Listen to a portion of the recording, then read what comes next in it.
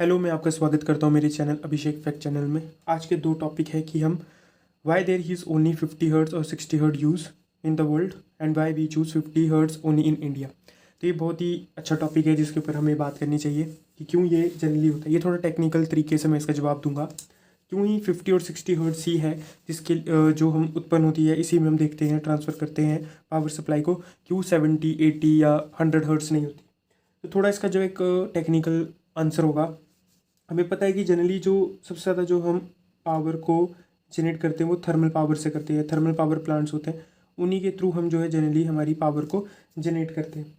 अब इसमें होता है क्या कि जो हमारे पास ओवरऑल एफिशिएंसी होती है थर्मल पावर प्लांट की, वो तीन चीज़ों में डिपेंड्स होती है। जैसे बॉयलर की एफिशिएंसी, इसमें आपके पास टरबाइन की एफिशिएंसी और इसके आपके पास अल्टरनेटर की एफिशिएंसी।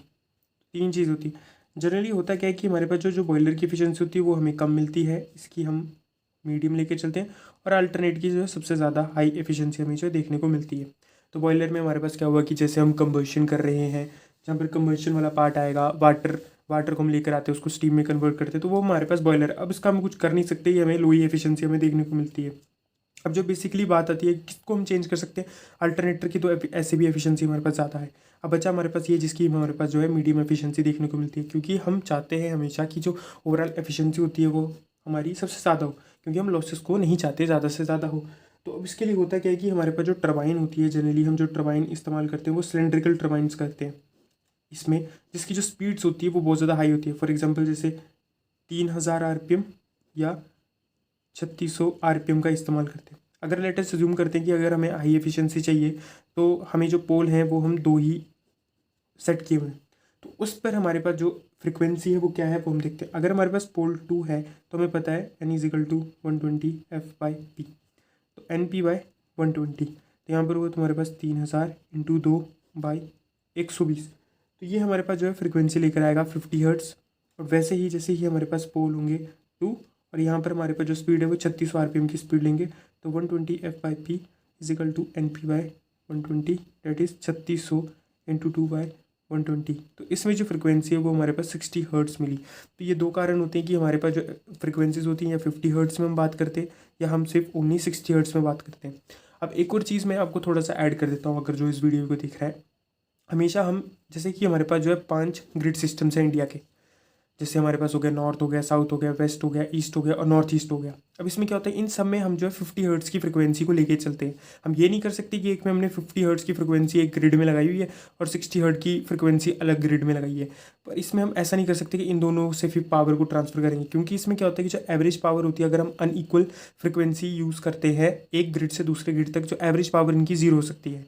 और जब जैसे ही अगर हम दूसरे की बात करते हैं, जैसे हम बात करते हैं आपका 50 हर्ट्स और 50 हर्ट्स, एक और ग्रिड की 50 हर्ट्स है, तो उसमें जो हमारे पास वैल्यू मिलती है वो ये इस तरीके से मिलती है, या बोल सकते हैं हम VRMS इंटू IRMS की वैल्यू मिलती है। तो हम हमेशा जो भी फ्रिक्वेंसी एक ग्रिड से दूसरी ग्रिड में ट्रांसफर होती है, या वो सेम फ्रिक्वेंसी होनी चाहिए, या आप 50 हर्ट्स की फ्रिक्वेंसी लो या आप 60 हर्ट्स की फ्रिक्वेंसी लो, तो इन दोनों में से कोई एक होनी चाहिए। हम ये नहीं कर सकते अलग अलग फ्रिक्वेंसी के ऊपर काम करें, जिसमें कि जो हमारे पास एवरेज पावर होती है वो जीरो हो सकती है। अगर किसी को सॉल्व करना है तो मैं बता देता हूँ, V इजिकल टू जैसे VM साइन ω1/T ले सकते हो, और I equal to IM sine ω2T, mean ये कॉस की फॉर्म में ले लेना। जब इन दोनों को तुम पावर को करोगे V इंटू आई, तो उस तरीके से आपके पास जो है फॉर्मूला निकल के आएगा। For example power is equal to VM/IM/2, और इसमें आएगा तुम्हारे पास cos ω1 minus of ω2 minus cos ω1 plus ω2। तो इस तरीके से आप सॉल्व कर सकते हो। तो जब आप देखोगे कि अनइक्वल फ्रिक्वेंसी लोगे तो हमारे पास एवरेज पावर जीरो आएगी, और जब आप इक्वल लोगे तो हमारे पास C आएगी। इक्वल में क्या होगा कि फॉर एग्जांपल इक्वल ले ली तो ये चीज़ जीरो हो जाएगी। अब कॉस जीरो तो 1, और जब ये 1 के साथ इसका मल्टीप्लिकेशन होगा तो VM/2, ये चीज़ जीरो हो जाएगी, तो ये इस्तेमाल नहीं होगी, तो हमारे पास ये मिलेगी। तो आपको दो चीज़ें यहाँ से पता चलेगी, हम 50 हर्ट्स और 60 हर्ट्स में से कैसे वो जनरेट करते हैं, और इसमें से भी हम जो है अगर अनइक्वल सप्लाई लेते हैं, अगली अनइक्वल फ्रिक्वेंसी लेते हैं, तो उसकी वजह से हमारे पास जो पावर और ट्रांसफ़र होगी वो हो सकती है नहीं हो सकती। अब जो हमारे पास सेकंड क्वेश्चन आता है कि why we choose 50 hertz only in India, पर ये थोड़ा सा क्वेश्चन थोड़ा सा गलत है। हम इंडिया ने चूज़ नहीं किया है। इसमें क्या हुआ है कि हमें जो है ब्रिटिश सरकार हमारे ऊपर राज करती थी, तो जो ब्रिटिश सरकार के द्वारा जो पहला हाइड्रो पावर प्लांट जो है तुम्हारा बनाया गया था, उसमें ही हमने जो है 50 हर्ट्स को चुना था।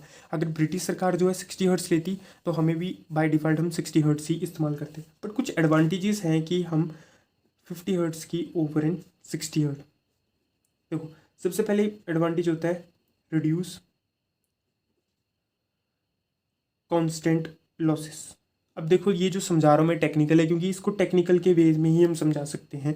तो इसमें हो गया technical constant losses, sorry, reduce the constant losses. अब हमें पता होता है कि जो से हमारे पास एक एडी करंट है और जो हमारे पास हिस्ट्रीसिस है, तो इसमें हमारे पास एक जो फैक्टर आता है वो आता है B1.6F40। तो इसमें आता है हमारे पास frequency is proportional to F square is proportional to F. अगर हम 60 हर्ट्ज़ के कंपैरिजन में 50 हर्ट्ज़ लेंगे तो हमारे पास जो ये लॉसेस हैं एडी करंट और हिस्ट्रीसिस जो कांस्टेंट लॉसेस है वो हमें इसमें कम मिलेंगे। सेकेंड चीज़ हम देख सकते हैं कि reduce variable losses, variable losses. अब हम रिड्यूस करेंगे इसमें वेरिएबल लॉसेस। अब इस वेरिएबल लॉसेस में हमारे पास क्या होगा कि हमें पता है कि जो हमारे पास इंडक्टर होते हैं या कैपेसिटर होते हैं उसमें क्या होता है कि हमारे पास जैसे ओमेगा एफ का होता है, अब X is proportional to F, ठीक है। अब वेरिएबल लॉसेस का मतलब क्या हुआ, इसमें जैसे आई स्क्वायर इंटू ऑफ जेड हो जाएगा, क्योंकि मैं एसी की बात कर रहा हूँ, इस समय इम्पेडेंस की बात करेंगे।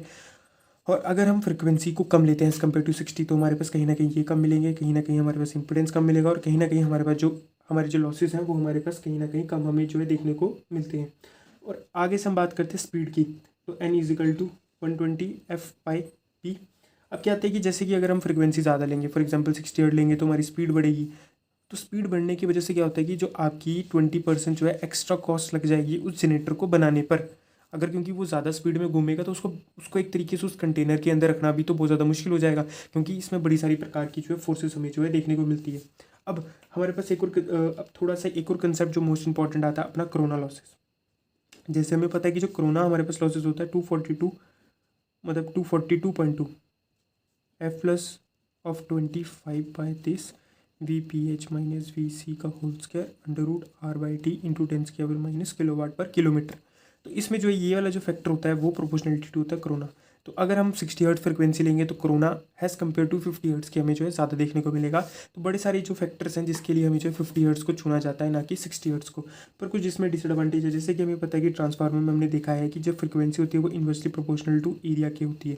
अगर आप फ्रिक्वेंसी को कम करोगे तो आपका जो है एरिया आप जो है जनरली देखने को मिलता है। तो कुछ ऐसे जो है इसके 50 हर्ट्ज़ को चुनने के ज़्यादा फ़ायदे हैं, जिसके लिए हमने जो है 50 हर्ट्ज़ को चुना है, ना कि 60 हर्ट्ज़ को। और कमेंट सेक्शन में मैं आपको बता दूंगा कि जो पहला हाइड्रो पावर प्लांट ब्रिटिश सरकार ने कौन सा बनाया था। ये कर्नाटका में ऐसे बनाया गया था, जो कि आपकी गोल्ड माइन थी, उसको पावर सप्लाई देने के लिए बनाया गया था। जैसे 4.5 मेगावाट या 5.5 मेगावाट का था। मैं आपको डिस्क्रिप्शन में बता दूंगा इसके बारे में इन्फॉर्मेशन। तो अगर आपको वीडियो अच्छी लगी हो तो सब्सक्राइब ज़रूर कीजिए और लाइक ज़रूर कीजिए, और हमें कमेंट में बताइए कि वीडियो अच्छी लगी या नहीं लगी। Thank you.